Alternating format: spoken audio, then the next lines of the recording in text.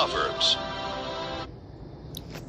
Hello, welcome to another episode of Proverbs of the Black Trauma Therapist, where you will learn wisdom and creative ways to deal with mental and social topics such as depression, trauma, grief, anxiety, all of those And things. as I always say, so much All of more. those things.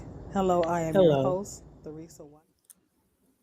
I am your host, Theresa White, licensed mental health counselor, registered trauma therapist, board certified trainer, addiction counselor, and certified clinical trauma professional. I am the owner and CEO of In Time Creative Counseling Services, drama for change, and healing is possible. And I'm excited to talk to you tonight about our topic. This week, we're talking about women of influence, which I know that we have so many. This is Women's History Month. So, a great month to follow Black History Month as we've been on the trail of talking about hair care and taking care of your hair. And so, I gave you some ways that we do that. And of course, a lot of it came from us being women. I mean, talking about women's perspective. I know men take care of their hair as well, but as we're flowing into Women's History Month, I think it's important that we honor those women. And so I think it flows right in as we've been talking about hair care and women and Black history. And now we're talking about Women's History Month. And so we're going to be talking about tonight or this week, women of influence. Now, what does it take to be a woman of influence? And what does that even mean when you say a woman of influence? So somebody, when you think about the first woman of influence, I go all the way back to the first woman. The first woman of influence was the mother of life herself, Eve.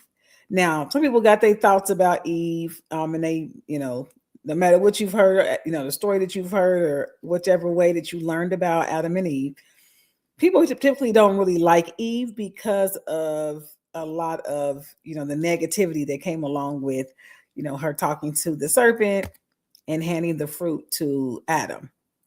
And then, of course, the snowball of craziness and terrible stuff happened from there. But it's before we get there, I want you to recognize her position. First of all, the name that she has, that she was given, her name was given by Adam, woman, right? So her that because he said because she is the mother, or Eve, I'm sorry, because she is the mother of all living. And he also did say that she is going to be called woman because she came out of man. Bone of my bone, flesh of my flesh, right? So when we talk about women of influence, we're talking about women that have effect on their society to the point that they can shift not only their generation, or maybe even shift their generation and generations to come. I want to first just give a quick highlight because I usually don't do this because I love talking about accolades to other people, but a lot of people tell me like you need to what they call it, basically like it's okay to celebrate yourself sometimes. I tell my people that all the time that I'm working with, please celebrate yourself. So I want to tell you a little bit about what I have done and what I am doing as a woman of influence. And then I'm going to talk about how to become a woman of influence. I'm going to give you 3 ways to become a woman of influence.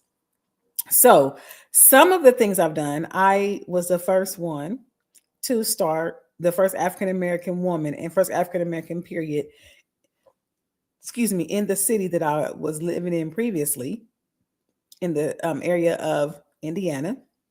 I think it's now called the Central Region, South Central Region, in the city of Terre Haute, where my business started. Was the first one to ever, and from history, I didn't see anyone who had one previous to me. When I opened up my counseling practice, In Time, INTIME, Creative Counseling Services, I was the first African American to be able to do so. And so I'm really happy about being able to celebrate that as a trailblazer. And now there are other African Americans who have their own practice that may be, virtually, or some who have started like a group practice. But it's nice to be, my shot will never be able to be taken. I'm the first. And so that's really nice. And I still have my practice, of course, it's still running. I'm the first and only African American registered drama therapist in the entire state of Indiana.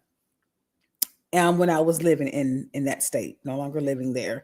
But when I was living in Indiana, as an Indiana resident, when I got my registered drama therapist certification and classes and courses finished, the first one, first and only registered drama therapist and board certified trainer that's African American. So I'm the only one that was offering drama therapy, not trauma like TR. I do trauma therapy as well, but I use the effects of creative arts drama therapy. And we do have creative arts therapies coming up this month. We'll talk about that in a different episode. So stay tuned in our future weeks that are coming up this month. So to my horn for that. And it really sets up because I have a lot of certifications, a lot of education that I have went back to school and got more than a couple of degrees. I, so I say that because that's the legacy that a lot of women that have become a woman of influence is. She does more. She goes above and beyond, right? I have 4 businesses right now. I have a ministry that I started in 2010. It is a performing arts ministry called Innovative Anointed Ministries, I am for short. It recently got shifted over in 2024 to Drama for a Change. Same motto, to be able to use to bring help, healing, and hope through theater. It's always been our mission and our motto. And we're using drama therapy to change the hearts and minds of those who are coming to us for doing such. So we do plays and different topics to really hit the social issues. The other business that I have, of course, I already got my counseling practice, but healing is possible. It's also one that we do consulting, and we do um, coaching, as well as like retreats and things like that. So that's coming as well. So I'm really excited to be able to have those. And so to be a woman of influence, especially in this generation or what I've experienced, I recognize that it is difficult sometimes to be a woman in any field, in any situation, especially an African American or a Black woman, because a lot of the accolades or things that we've done, which is why a lot of times I didn't practice celebrating myself. It's kind of like, oh, that's what we do. We work hard. I got work to do. That song, right? So I'm, superwoman, all the things, right? And so with that, it's being just kind of like I'm used to it. I'm used to, okay, if I want more, so I'm going to go get more education or go get another degree. And it's kind of like that's what you do. But the recognition is not always there either. It's like you can do all those things and still feel like you're fighting tooth and nail just to get recognized or to get respected in whatever field you're in. And I grew up that way. I grew up feeling like, and I'm saying in the field, I was one of the few African American girl or women that was in my cohort in my degrees. Very few that went on and got an advanced degree. I'm the first one in my family to go to college. I'm the first one to graduate and the first one to have a master's, or the only one that has have a master's degree, or in a couple of them. So a lot, and I say that because there's a lot of things that I'm like, okay, I did this, I did that.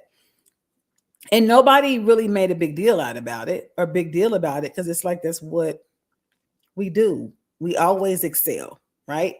And I say that as women because women have had a history of going above and beyond, especially Black women, just to be recognized for the same thing that our counter culture women are doing. So they may have a bachelor's degree.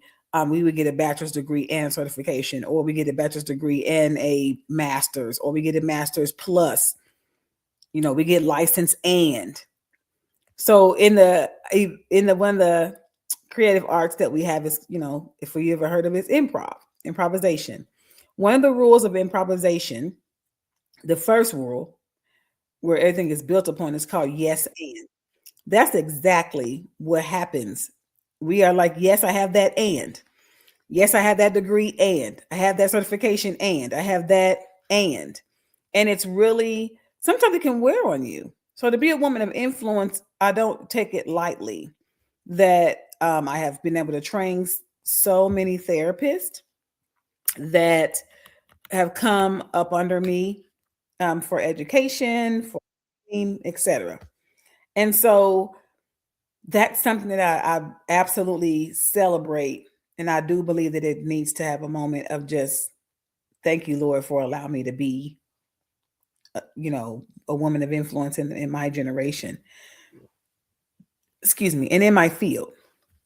So, with regards to how to become a woman of influence or to be able to assess whether you are one, the first one I would say is offering service or really like looking at support through service. A lot of women are service givers, whether that is through the counseling, social work, whether somebody's doing healthcare, they're nurses or um, nurse assistants, whether they're caregivers, foundationally we're mothers, right? So a lot of people are mothers, aunties, grandmothers, and caring for those who are needing care, healing, youth, caring for those who are needing some wisdom.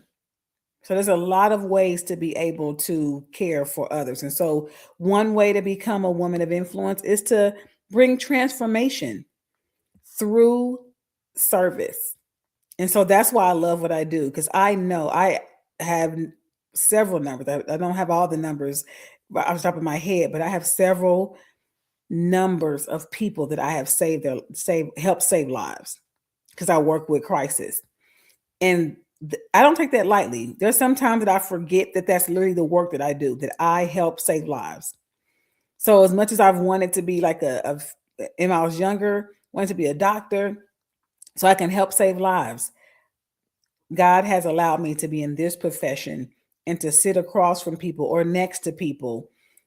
And as they talk about not wanting their life anymore and to be able to bring hope, to be able to help them be here one more day, one more week, one more year. Some of them are here several years later and they have children. So some people I'm able that come back and they have children. So when you save lives, you save legacies. So I love that I've been able to be in that part. So for all of our women who are nurses in healthcare, we absolutely celebrate you because you are saving lives. You are transforming lives. Those who are mentors to youth, those who are supporting people who are maybe at the end of lifespan or home health aides, we celebrate you. So when you think about women such as like Harriet Tubman, when we talk about women's history, transforming lives through a service, right? You served your generation and made sure that you took care of the women or people generationally, period, right? To get out of bondage, to get out of slavery. And so I love, love, love that we can be that influential. So again, being a woman of influence. The next way that you can be a woman of influence is create. We are creators by nature, creating something that doesn't exist. Because I stated before that I was the first, right? I created a pathway and the main reason was I wanted to be able to give people of color a safe place to be able to come and representation for our culture in the mental health field in that area. Because it's a predominantly Caucasian area, and I really wanted to be able to give us a face. And so happy to be able to create something that doesn't exist. Drama therapy does not exist in that city and in the city that I live in now. Drama therapy is not as widespread as it can be. And so I love that I'm able to create something that doesn't already exist. So even in my profession, in my field, when I teach, I'm teaching the creative methods. I'm teaching ways to use your body, to be able to help people to heal, which is why it's called drama for a change, right? We're not just doing things so we can, oh, we had a good time or we saw a good show or that was really nice. We're bringing transformation. So create something that doesn't exist. When you look at some problems in your generation or in your field, what's not there?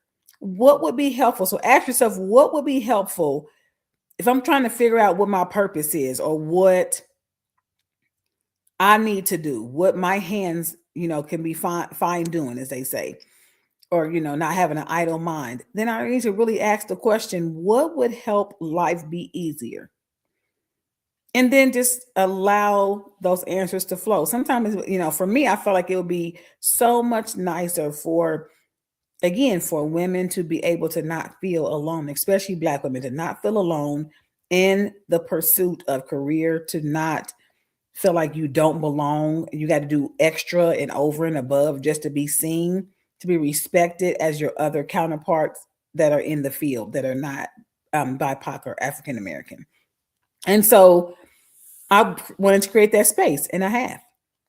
And I'm now creating bigger spaces where I'm able to teach, where I'm able to consult, whether I'm doing coaching for others. So it's important that once if you've done number one, you're transforming lives through a service, you're doing something, then, how about we create something that can move through legacy, right? So they can leave a generation, from you to the next generation is what I mean. Not leave a generation, but leave a legacy through a generation, and a creative and idea. So of course, when we hear about the Madam C.J. Walker created something that didn't exist before to help women take care of their hair, right? And so became the first woman African American billionaire with doing hair, right? Or maybe millionaire. But still. And so she did that by creating something, became a woman of influence by creating something that didn't exist before, but that was needed. So not just creating something that wasn't existing, but that's needed. That's needed to be done. That's needed for people. Creating things that's going to help people to heal. Creating a product, a service. Now we have people that are creating all types of oils for your hair. Now they're creating all types of products. It could be from the hot comb to now you got the pressing comb. Now you have rollers that can straighten your hair out. Now you got like a brush and a I know what this is. What is this called? We gotta be blow dryer, hair dryer. So many different ways that women are taking, and men as well, but taking care of their hair. That started with something that somebody saw that said we need something to help us with our hair, and absolutely did. And so somebody decided to create a product to protect our hair when it's getting pressed and heated. Woo! I remember those days we sat there and was getting our hair pressed for Easter or whatever the holiday was. Mother's Day was going to church with, and the mothers decided it's time to press your hair. Oh, they greased your scalp first though. Woo! Because they didn't want they didn't want to burn your hair. But the grease felt like it. Ooh, I feel like I'm having flashbacks, y'all. The grease made it where it was like burning. You like, can you just not put that much grease on? But it's like you need the grease because it's gonna protect your hair. So in fact, it was a catch-22. I'm gonna get burned because the grease is on my head. If I don't get grease on my hair, then it's gonna burn my hair, and my hair gonna fall out. So we thank God for those who have made products to help us with our hair, to oil our hair, oil our scalps. I whole who making products like edge control and things like that. I have a young sister. Her name is Crystal Vaden. Shout out to her. She makes her own edge control. And I have always supported, and I have another young lady who makes hair oil that I know. Her name is Simone, and she makes it's called Gym Matter. So it's like there are women who are becoming women of influence, creating things that does not exist, or creating things that are better, improving on things that do exist. So it's important to do that. It's the second way you can become a woman of influence, or maybe you already are. But building organizations that can help serve the community as well. So even if you're not the one who are offering a service, you can build a business or organization that's going to help offer that service. And so there are people who I may not do it, but I'm an organizer. I love building projects and putting things together, bringing people together. Maybe that's your skill or your gift. And so you're like, I can bring people together that can offer this service, then absolutely do so. You know, so as we got women who have transformed lives through service in so many different capacities, so many different ways. And so you want to, lastly, shape your culture. And so I say that by modeling what's possible. Representation is so important in our community, is to make sure that we see women doing things. And there, the song that I think Dolly Parton did it in the, I can't think of the play now, but it's working 9 to 5, talking about women who are working at that time, who was working, because of course that wasn't something that was a big celebrated thing, right? A lot of times there was a lot of men who did not want women to work. And sometimes there was some women that didn't want women to work, right? And so there are women who like, no, we want to be able to get out and make money ourselves and, be able to have some control over our own lives, our own future, our own financial destiny. And so, now you got women who are voting, who did voting rights. I mean, of course, we know about as we talk about the Harriet Tubmans, we know about the Rosa Parks. I mean, did things that were not done before. So not only are you creating a product, you can do something that's never been done before. Now, Rosa Parks, to clarify history, Rosa Parks was not the first one to not get up for a white person on a bus. And I spoke about this before, and it was actually on my Instagram page. So you can go on my Instagram page and look at In Time Creative Counseling Instagram page. And if you go down and see when we did our Black History Month trivia, I believe it was 2023 or 2024, I'm sorry. You will see who the woman was that actually was a young girl, teenage girl who did it before Rosa Parks did it. So, but I'm saying that because she's still not taking anything away from Rosa Parks. She still was arrested. We still have civil rights that was done because of the what she created. And so without her name, I would not even have searched that first one who got off the bus or didn't get off the bus. I'm sorry. And so sometimes when you see things happen, people can open doors for other people. So as a woman of influence, sometimes you may not be the name that's remembered, but you may be the one that opens the door for the one that is. There's so many of our ancestors whose names may never get known, but they are the ones who open the doors so that we can make history. So please make history. Please don't sit on your gifts. Please don't say, well, somebody else is doing it. Nobody's doing it like you, sis. Nobody's going to do it like you. Speaking to myself as well. So shape culture by modeling what's possible. We talk about modeling, and I don't mean modeling as in physically walking, but I mean modeling and being a representation of something that we need to see. Like Michelle Obama's the first African-American first lady, right? And a lot of times I want to say, to be able to hold these spaces and have honor and respect from your community and from your culture, your generation, and to be able to lead the legacy, you also at times have to be quiet. And I'm saying that at times that is frustrating, times you want to speak up, times that things are frustrating and people are saying things about you that are inappropriate, doing things that are inappropriate. A lot of microaggressions have taken place. Racism and discrimination has taken place over the years for a lot of these women. And there are a lot of times that they kept their mouth closed at certain times, but knew when to speak. So there are times the same way that you see, there are women who can speak and you're like, wow, that was really profound. But, because it's not like she's silent all the time, but when she does speak, it counts. So it's important to know when to speak. That's how you become a woman of influence, is that you, not only when you speak, that you say words that change lives, that you speak life and speak truth. Speaking life and speaking truth may not always get you celebrated, but it will get you remembered. You will be a woman of influence. So when you think about even women of influence, think about Mary. And there's a few Marys in the Bible, but think about Mary, the mother of Christ. Then you also have Mary, the one that was following him as with the disciples. Both of those Marys are women of influence. The first one, because she was willing to put her reputation down. Again, doing something that's never been done before. I'm a virgin carrying a baby, and I have to look at or be looked at as if I have sinned.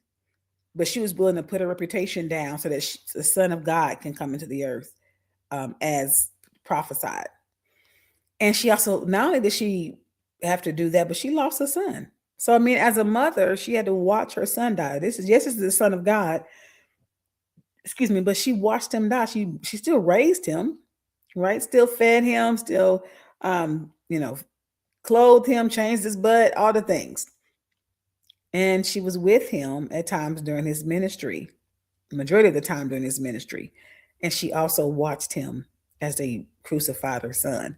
So when we talk about like women of influence, people to this day still pray to her. Now I will say, the Bible tells us to not, give prayers to nobody but the Lord. So um, I wouldn't advise praying to her, but I definitely honor the woman that she is. And so, and appreciate her role, because without her, the Lord used her and Joseph to get Christ here. So, a woman of influence. Mary was a woman of influence who had a horrible past, right? As they say, a sinful past, but then she was the first one at the tomb, like the first evangelist. She was the first one to tell the disciples that Christ was raised from the dead. I mean, she may not get credit for being the first evangelist, but that's exactly what she was the first evangelist. She was the first one that said he's risen. Yeah. So sometimes to be first is painful, because you don't have, especially as I say, as a trailblazer, and things that I did first, or even as have my own counseling practice, I was like, I got to find people that I can talk to that can show me how to do this. Sometimes being a trailblazer or being first, you don't have a pathway, you don't have a guide, or you don't have a way that this has been done before, that you can, a blueprint. That's what I mean to say. You don't have a blueprint you can follow. So what you're doing is trying to figure it out as you go. And that can be difficult. That can be really hard. And so it's really important that you have support around you. You have people around you that you can trust. Your discernment is on. But it's important that, I believe that God intended for all of us. If you are a woman, He intended you to be a woman of influence, whether you influence your home. And a lot of times people can be influenced, and be careful that you're not influencing in a negative way. Because I've seen some women, as the Bible says in Proverbs, one of the Proverbs says that a wise woman builds her house, but a foolish one tears it down. Right? A soft answer turns away wrath. And Solomon states in Proverbs that a man would rather be on the housetop than in a house with a quarreling or brawling woman, which means that with a contentious woman, if I'm in the house and I'm constantly nagging and fussing, and nobody wants to be in the house with that. You don't want to be that kind of woman of influence where you're trying to, so my mouth is negative. And I have had my moments where I've had to grow, because I can have moments when I was younger that I was fussing or frustrated and said things that I didn't mean to, as all people have probably done. But in growing, it's like, I don't want to leave that as a legacy. You want to make sure that when your words leave life, right? So when you give sweet words, it's like gold. It's like honey to the soul, right? So it's important that we are the women of influence that we are meant to be in this generation. We want to make our ancestors proud, the ones that did die and their name maybe wasn't recognized, the ones that did birth these children and had to lose their babies in slavery, or the ones that did give those encouraging words to those sons who um, had to fight in war. Those mothers, to the mother of Harriet Tubman, who maybe gave some confidence to her daughter, to the mother of not Harriet Tubman, I'm sorry, to the mother of Maya Angelou, to the so these mothers that we may not know their names, but they still have left a lasting impression, because we have their daughters, their granddaughters, and their great granddaughters who are making waves in our culture. So it's important that you don't shy away from the fact that you can make a impression, you can be a woman of influence in your area, no matter where you are, in your family, in your community, in your business, in your profession. Be a woman of influence. So those three, as I stated before, is doing something as a service, transforming lives through service. Whether you are a healthcare worker, working with the with youth, mentoring youth, that way you can leave a mark. People will remember you because you matter, your words, right? Creating something that doesn't exist. So if you are a creator, you are artistic, sometimes it's not art, sometimes again it's food, sometimes again it's these the oils in your hair, as I talked about with Madam TJ Walker. It's important that you consider what's needed, what's lacking, and then provide it. If you're able to create it, create it. If you're able to build people together, bring people together, then build that organization and provide that service, because you may be the catalyst that people need for their community, for this generation. And then also model, represent in your field in a positive way, advocate for, and in my case, I'm advocating for mental health, advocate for the generation behind you, advocate for those who don't have a voice, empower those so they can have a voice and be able to speak up for themselves. So it's important that we leave a legacy, but we're going to leave a positive one. We're not going to be the contentious woman. We're not going to be the one, the giving in to the negative stereotypes of angry Black woman and things like that. We want to be the woman that is a woman of influence, that can speak life, speak truth, even when it's not comfortable, when it is not always great, but we can do it in a respectful way. Thank you for listening to another episode of Proverbs of the Black Trauma Therapist.